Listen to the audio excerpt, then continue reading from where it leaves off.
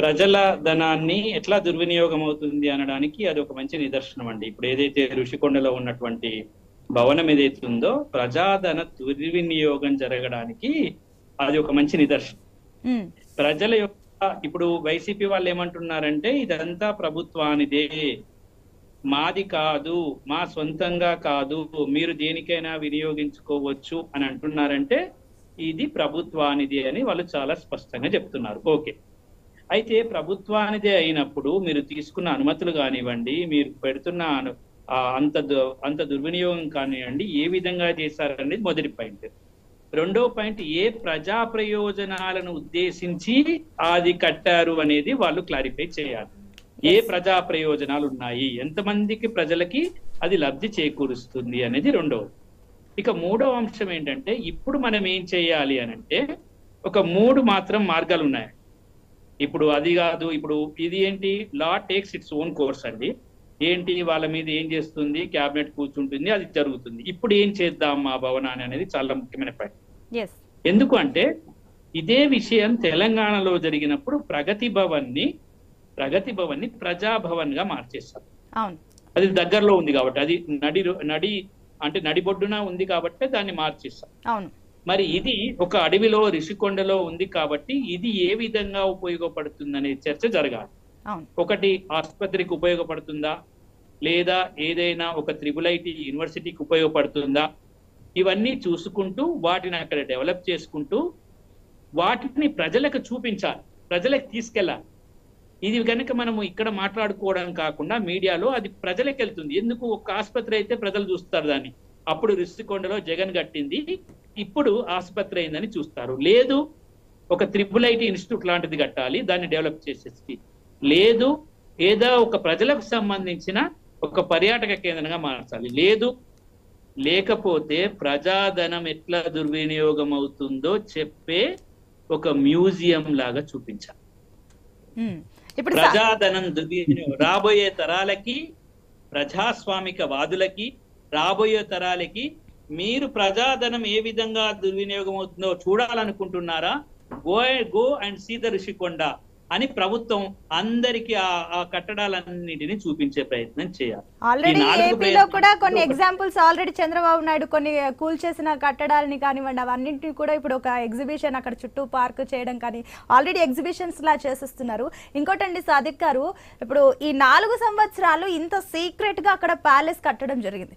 అక్కడ ఇంతవరకు ఎవరు ఒక మీడియా కానీ ఎవరికి కూడా అక్కడ అలో లేదు, ఇన్ని రోజులు సీక్రెట్ గా జరిగింది. కానీ ఇప్పుడు మాత్రం వైసీపీ వాళ్ళు దాన్ని ప్రభుత్వ ఆస్తిగా చెప్తున్నారు.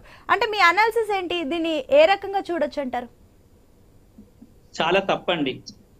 ఒక ప్రజలకి ఆ రోజుల్లో సబర్మతి ఆశ్రమంలో గాంధీ గారు ఉండేదట.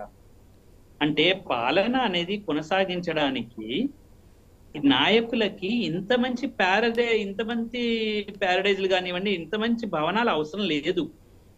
చాలా చాలా ముఖ్యమైన విషయాలు పాలకుల మనసులో మేము రాజులము. You are not the kings, మీరు రాజులు కాదు. ఇది రాచరికం కాదు, ఇది ప్రజాస్వామ్యం.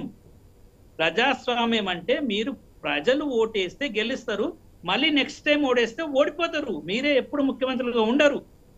అది మరిచిపోయిన వాళ్ళు చేసే అటువంటి తుగ్లక్ పనులు అండి. వీటిని తుగ్లక్ పనులు అని అంటాం మేము. ఎందుకంటే పాలన కొనసాగించడానికి ఇవే 500 కోట్ల రూపాయలను మనము ప్రజా ప్రయోజనాలకు ఒక స్కూళ్ళు కట్టడానికో, లేదా ఆసుపత్రులు కట్టడానికో, లేదా ప్రజలకి మంచి చేయడం కొరకు రోడ్లకు నిర్మించడానికో చేసి ఉంటే ఎంత బాగుండేది అనే ఆలోచన ప్రతి ప్రభుత్వం ఈ రోజు దీన్ని చూసి నేర్చుకోవాలి.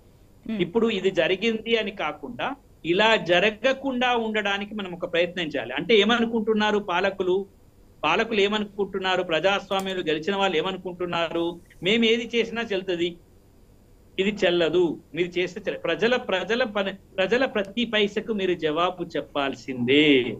ది మనీ ఎవ్రీ పైసా హమారా హిసాబ్ అనే ఒక మనకు RTI చట్టం వచ్చింది. మా పైసలు మాకు లెక్క చెప్పండి. ఈ 500 కోట్లను మనం ఏమని అడగాలంటే మీరు ఎలా బిల్డింగ్లు కట్టారు, మీరు ఏం చేశారని దాన్ని చేసుకుంటూ, నేను దీన్ని ఒక విధమే చెప్తున్నాను, పాలకులు రాజులని తమ ప్రజాస్వామ్యంలో తమకు రాచరికం ఉందని అనుకుంటే ఇట్లాంటి సన్నివేశాలు ఉంటాయి. ఇప్పుడు పాలకులు రాజులు కారు, ఇది ప్రజాస్వామ్యం. గద్దె ప్రతి 5 సంవత్సరాలకు దిగవలసి ఉంటుంది. అవసరమైతే 10 సంవత్సరాలు కొనసాగిస్తారు. అవసరమైతే కేంద్రంలో మరి బీజేపీని కొనసాగించినట్టు 15 ఏళ్ళు కొనసాగిస్తారు. ఎట్లా కొనసాగించాలో ప్రభుత్వాలు ప్రజలు నిర్ణయిస్తారు. కాబట్టి ప్రజలకి జవాబుదారీతనము లేకపోవడం వల్లనే ఇలాంటి జరిగాయండి. నేను జవాబు చెప్పాల్సిన అవసరం లేదు అని అనుకోవడం వల్లనే ఇలాంటి జరిగింది. ఇప్పుడు మనం ఒకవైపు ఏం చేస్తాము, ఆ ప్రభుత్వంలో స్కిల్ కి సంబంధించి ఏదో సంబంధించి ఈయన తప్పు చేశాడు కాబట్టి ఈయనను మనము జైలుకి పంపించాం, మనం జైలు పంపించాం.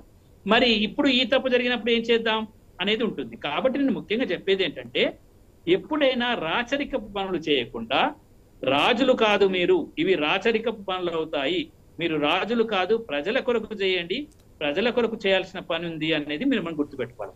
ఓకే అండి. ఎస్ శరత్ చౌదరి గారు, మీరేమంటారు? ఇప్పుడు రకరకాలుగా చూస్తున్నారు.